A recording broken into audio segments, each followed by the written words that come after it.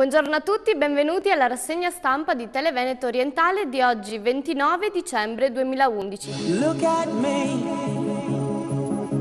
It really was not easy, but I can breathe. And I'm so grateful 'cause I can see I am free.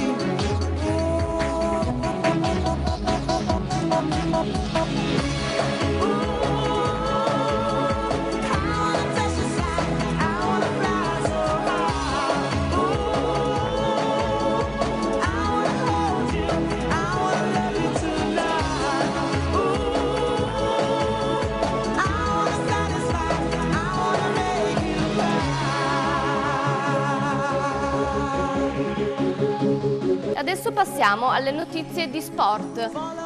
Sulla Nuova Venezia, Portogruaro, oggi la ripresa, giovedì 5 amichevole a Caorle. Prima divisione, oggi alle 15 torna al lavoro il Portogruaro dopo 6 giorni di riposo. Sul campo di Sumaga, Cunico, reduce dal Mar Rossoneri, oggi partenza per Dubai.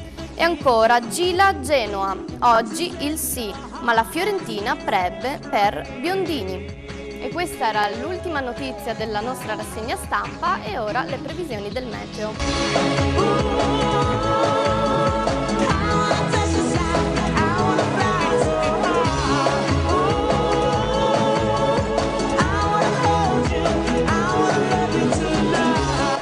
Pesci. Ci sono sempre diversi dubbi da superare, sarà bene non arrovellarsi troppo il cervello, puntate sulle cose più importanti, il resto si risolverà poco alla volta, buon senso. E questo era l'oroscopo di Televeneto Orientale, noi vi ringraziamo di averci seguito e vi diamo appuntamento a domani sempre alla stessa ora, grazie e buona giornata.